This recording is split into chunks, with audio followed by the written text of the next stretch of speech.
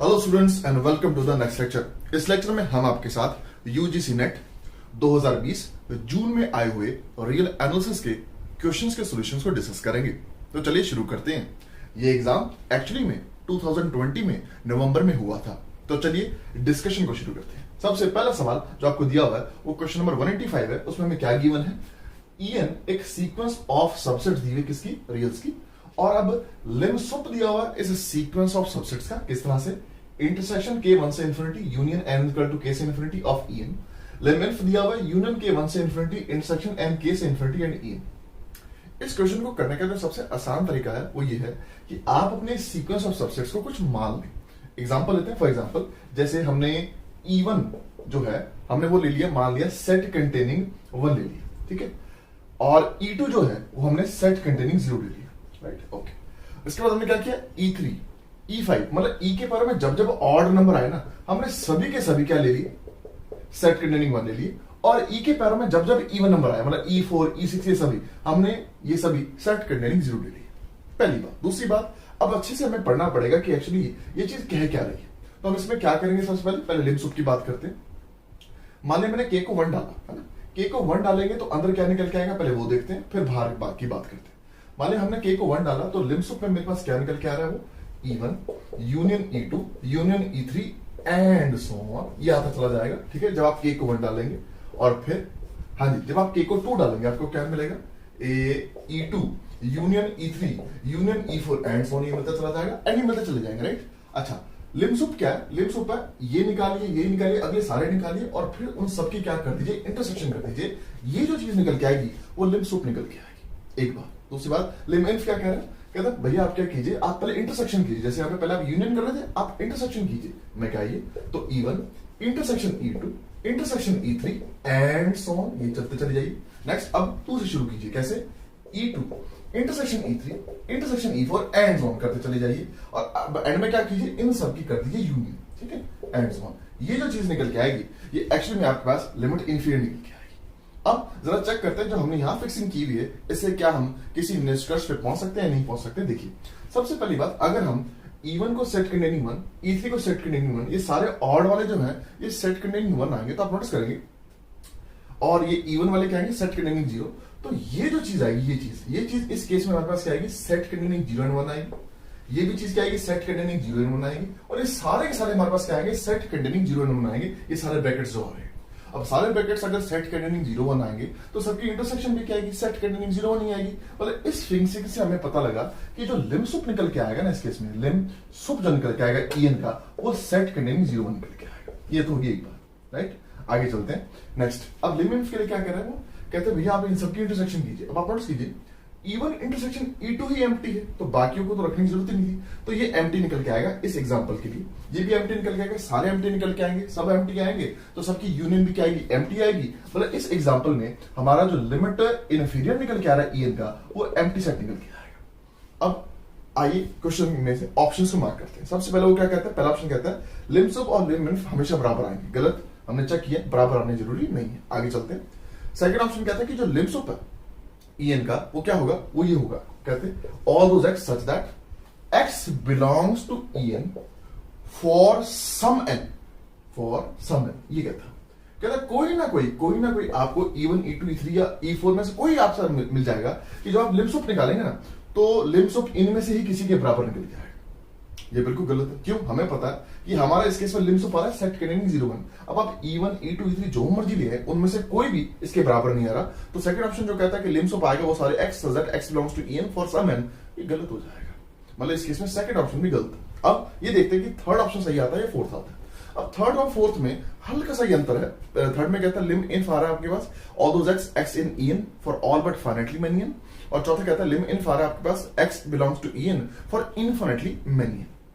अब इन दोनों में अंतर करने के लिए हमें हल्का सा इसमें एडवांसमेंट करनी पड़ेगी। हल्की सी क्या है कि हम क्या करते हैं, यहां पे मान लिया अपना जो ये जो हमने मेंबर शुरू किए थे, ये शुरू हम करते हैं यहाँ पे मान लिया E5 से, E5 E7 ये सारे के सारे सेट कंटेनिंग 1 ले लिए, और E6 E6 1 E8 ये सारे हमने सेट कंटेनिंग 0 ले लिए।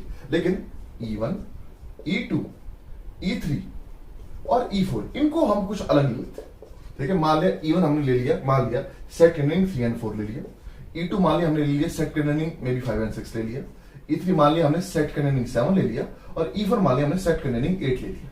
तो आप नोटिस करेंगे अगर हम ये चारों ले लें और फिर दोबारा जाके इसका लिम्स ऑफ और लिम्स निकालेंगे तो एक स्टेज के बाद आपके पास इस पर्टिकुलर एग्जांपल में जहां पे आपने बस शुरुआती कुछ सेट्स चेंज किए लेकिन लिम्स ऑफ आपका इस केस में भी सेट कंटेनिंग 0 में आएगा और लिमिट इस केस में आपके पास फिर दोबारा एम्प्टी सेट ही निकल के आएगा। तो हमारा वो क्या कहता है, ये जो हमारा थर्ड ऑप्शन क्या कहता है, थर्ड ऑप्शन कहता है कि लिम इन्फ आपके पास क्या निकल गया EN। इसमें थोड़ा और सेटिंग करते हैं, और सेटिंग करते हैं, क्या करते हैं आप ऐसा कीजिए, इनको दे ही रहने दीजिए। अब आप क्या कीजिए E5 को ऐसा करते हैं, ये ले लेते हैं, सबको 1 ले लेते हैं, सबको 1 ले लेते हैं, E5 E6 ये सारे के सारे जो है ना, मतलब E5 के बाद सारे के सारे इन सबको 1 ले लेते हैं। इससे फायदा क्या होगा आप नोटिस कीजिए, इससे फायदा क्या होगा, शुरुआत वाले मेंबर्स तो एक स्टेज के बाद ये इंटरसेक्शन यूनियन करके हट जाएंगे, वो कोई दिक्कत वाली बात नहीं। लेकिन एक स्टेज के बाद जब आप यहाँ पे E5 से आगे बातें शुरू करेंगे तो यहाँ पे जब E5 E6 इनकी सबकी बातें आएंगी तो आप नोटिस करेंगे उनके अंदर एक्चुअली में क्या निकल के आएगा, नोटिस करेंगे E5 से लेके एंड सो ऑन तक उसमें सिर्फ मेरे पास क्या निकल के आएगा, सेट कंटेनिंग 1 निकल के आएगा। यहाँ लिख देते हैं E5 है ना, साथ में क्या आएगा E6 आएगा and E7 and so on, ये निकल के आएंगे। नेक्स्ट आगे क्या आएगा आपके पास, ये आएगा E6 E7 and so on. ठीक है, शुरुआतों की मैं बात करता हूं। अगर मैं E5 से आगे की बात करूं तो ये सेट कंटेनिंग 1 आएगा, ये भी सेट कंटेनिंग 1 आएगा, सारे सेट कंटेनिंग 1 आएंगे, उनकी इंटरसेक्शन सेट कंटेनिंग 1 आएगी। लेकिन जब शुरुआत वाले लेंगे ना, शुरुआत वाले इनको लेंगे तो इनमें कुछ एक्स्ट्रा मेंबर्स होंगे, लेकिन इंटरसेक्शन में 1 पक्का आएगा। मतलब लिम सुप जो आएगा इस केस में जब हमने ये फिक्सिंग की है वो सेट कंटेनिंग 1 आएगा, एक बात।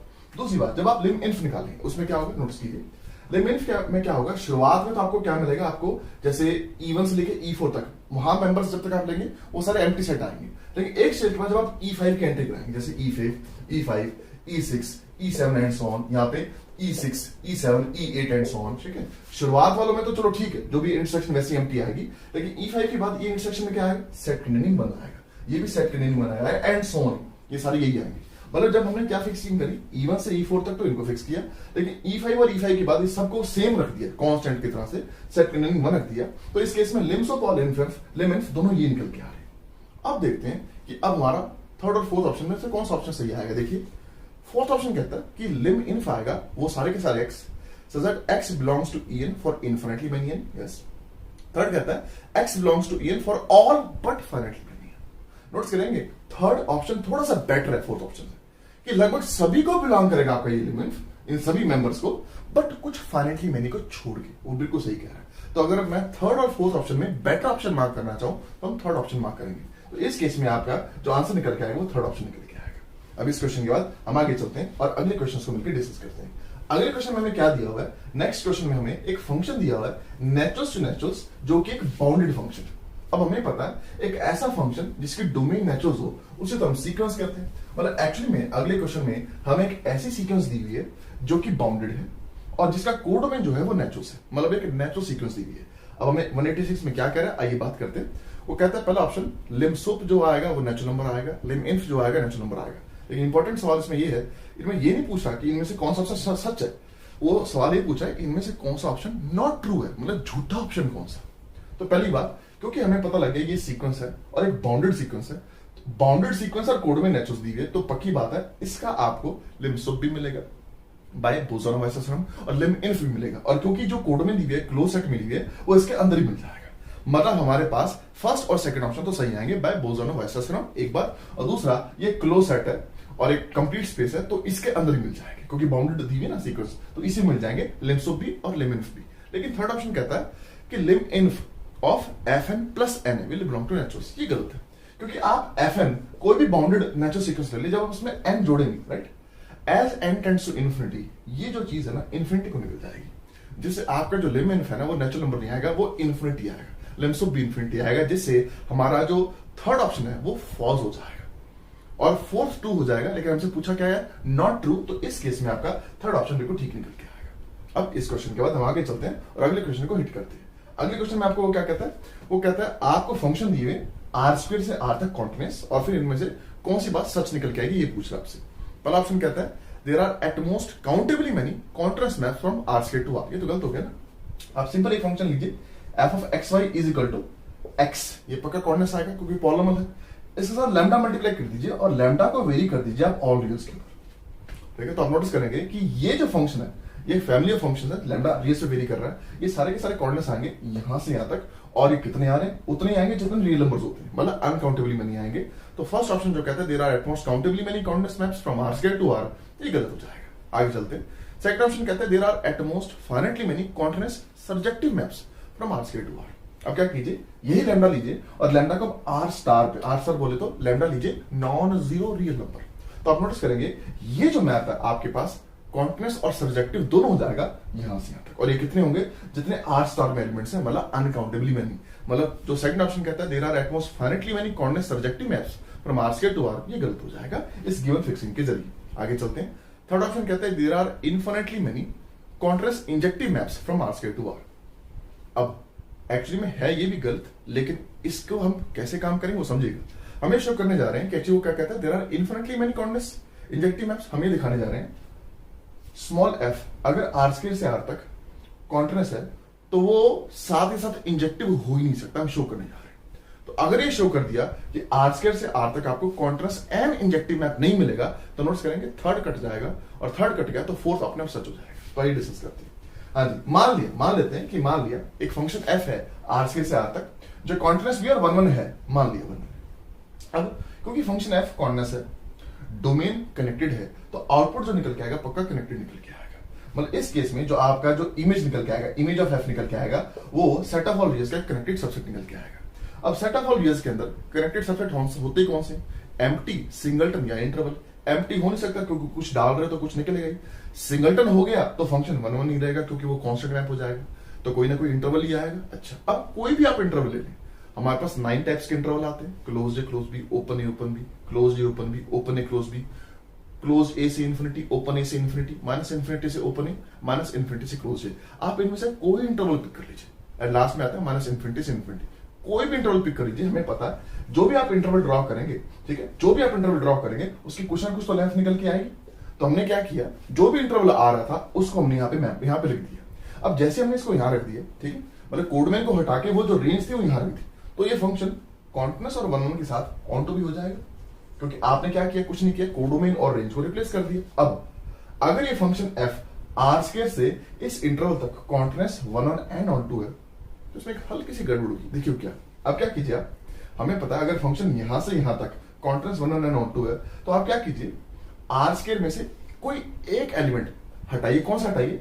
अब जो भी आपका इंटरवल आपने पिक किया हुआ है उस इंटरवल में कोई ना कोई तो ऐसा पॉइंट होगा ना जो उसका इंटीरियर पॉइंट होगा, तो उस पॉइंट को हटा दीजिए। मान लिया हमने उसको पॉइंट को नाम दे दिया यहाँ पे बी, ठीक है, और बी की पीछे से प्रीमेज हटा दीजिए, क्योंकि अब ये फंक्शन क्या हो रहा है ना, ये फंक्शन आर स्क्वायर से इस इंटरवल तक एक्चुअली में एक 1 1 ऑन टू और कॉर्डिनेट मैप हो रहा है। तो हमने क्या किया, यहां से बी को हटाया और पीछे से इसकी प्रीमेज को हटा दी, ठीक है, जो एक्चुअली में इसमें जा रही थी। अब हमें पता अगर फंक्शन कॉर्डिनेट 1 1 ऑन टू हो आर स्क्वायर से यहां तक, तो अगर यहां से डोमेन से एक एलिमेंट हटा दूं और कोडोमेन से उसकी इमेज हटा दूं, तो फंक्शन की कॉन्टिन्यूटी 1 1 और ऑनटूनेस को कोई फर्क नहीं पड़ता। ये बड़ा मेन आइडिया था। लेकिन आप नोटिस कीजिए, आर स्क्वायर में से एक पॉइंट हटाया, ठीक है, तो क्या आर स्क्वायर की कनेक्टेडनेस को कोई दिक्कत आई? बिल्कुल। अभी भी आर स्क्वायर में से एक पॉइंट हटाने के बाद जो स्पेस रह गई वो अभी भी कनेक्टेड है। लेकिन जब आपने इस गिवन इंटरवल में से ये एक इंटीरियर पॉइंट हटा दिया, ठीक है, नोटिस कीजिए, अब ये जो स्पेस है वो कनेक्टेड नहीं रही और कॉन्ट्रडिक्शन आ गई। क्यों? फंक्शन अभी भी यहां से यहां तक कॉन्टिन्यूअस 1 1 ऑन टू आएगा, लेकिन अब ये स्पेस कनेक्टेड स्पेस है, फंक्शन कॉर्डिनेट्स है, तो आउटपुट कनेक्टेड आनी चाहिए थी, लेकिन ये तो डिस्कनेक्टेड आ रही है। मतलब हमारी ये असम्पशन कि फंक्शन आर स्क्वायर से आर तक कॉन्टिन्यूअस एंड 1 1 दोनों हो जाएगा, ये गलत थी। मतलब एक्चुअली में आपको आर स्क्वायर से आर तक एक ऐसा कोई भी कॉर्डिनेट फंक्शन नहीं मिलेगा जो 1 1 भी होगा। मतलब एक्चुअली में थर्ड ऑप्शन गलत है, और थर्ड ऑप्शन गलत है इसलिए फोर्थ ऑप्शन इस केस में बिल्कुल ठीक निकल के आएगा, क्योंकि इंजेक्टिव नहीं मिलेगा तो बाइजेक्टिव तो मिलेगा ही। अब इस क्वेश्चन के बाद हम आगे चलते हैं और अगले क्वेश्चन को डिस्कस करते हैं। अगले क्वेश्चन में हमें क्या दिया हुआ है, एक सीरीज ऑफ फंक्शंस दी हुई है और हमसे कमेंट मांगा जा रहा है उसकी यूनिफॉर्म कन्वर्जेंस के ऊपर। तो ये डिस्कस करते हैं। हमें ये जो सीरीज ऑफ फंक्शन दी हुई है, ये देखते हैं हमें पता लगता है कि हम इसके ऊपर अपना वाइसर्स एम टेस्ट लगा सकते हैं। और वो क्या कहता है, आप चुप करके इस पे मॉड लगा दीजिए। जैसा आप इस पे मॉड लगाएंगे तो आप नोटिस करेंगे ये खत्म हो जाएगा, आपके पास क्या मिल जाएगा, साइन ऑफ एनएक्स का मॉड क्या होता है, वो 1 होता है। तो इसके लिए जो वाइसर्स एम टेस्ट में एमएन का काम करेगा, आप नोटिस करेंगे ये वाली जो चीज है इसके ऊपर अगर मैं मॉड लगा दूं, इस वाले पार्ट के ऊपर मॉड लगा दूं, तो इस समेशन को भूल जाइए, ये वाला जो पार्ट है ये पक्का लेस और इक्वल टू आएगा 1 अपॉन n की पावर log n से। ठीक है, कोई दिक्कत वाली बात नहीं। अब अगर इसकी समेशन कन्वर्ट कर दी तो ये जो गिवन हमारे पास सीरीज ऑफ फंक्शंस है ये एक्चुअली ऑल रियल्स के ऊपर क्या कर जाएगी, यूनिफॉर्मली कन्वर्ट कर जाएगी। लेकिन नोटिस कीजिए क्या ये कन्वर्ट करता है, बिल्कुल कन्वर्ट करता है। कैसे, देखिए अब समेशन 1 अपॉन n की पावर log n। अब हमें बात पता है कि एक स्टेज के बाद क्या होता है, जो log n होता है वो एक्चुअली 2 से बड़ा हो जाता है, कोई दिक्कत वाली बात नहीं। दोनों साइड n पावर रेज कर दीजिए तो एक स्टेज के बाद n की पावर log n पक्का n स्क्वायर से बड़ी हो जाएगी, कोई दिक्कत नहीं। अब आप इनको इन्वर्ट कर दीजिए, जैसे आप इन्वर्ट करेंगे इनइक्वालिटी पलट जाएगी। तो मतलब एक स्टेज के बाद क्या होगा, 1 अपॉन n की पावर log n पक्का 1 बाय n स्क्वायर से छोटी आएगी, ठीक है। नाउ बाय कंपैरिजन टेस्ट, क्योंकि summation 1 by n square convert करती है तो ये समेशन भी कन्वर्ट करेगी। अगर ये कन्वर्ट करेगी तो बाय वास्टर्स m टेस्ट ये सीरीज ऑफ फंक्शंस इस कॉमन डोमेन के ऊपर क्या कर जाएगी, हमारे पास यूनिफॉर्मली कन्वर्ट कर जाएगी। मतलब इस क्वेश्चन में, क्वेश्चन नंबर 188 में जो हम जवाब मार्क करेंगे वो ऑप्शन नंबर 4 मार्क करेंगे। अब इन चारों क्वेश्चंस के डिस्कशन के बाद हम आगे चलते हैं और अगले क्वेश्चंस को मिलकर जरा डिस्कस करते हैं।